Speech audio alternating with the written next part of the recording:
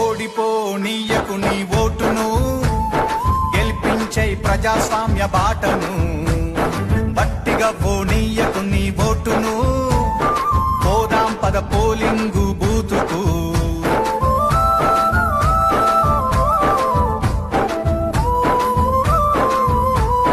ఎంచుకునే నాయకుల మంచి చెడులు చూడు, ఏమన్నా చేస్తారా జనాలకు మేలు.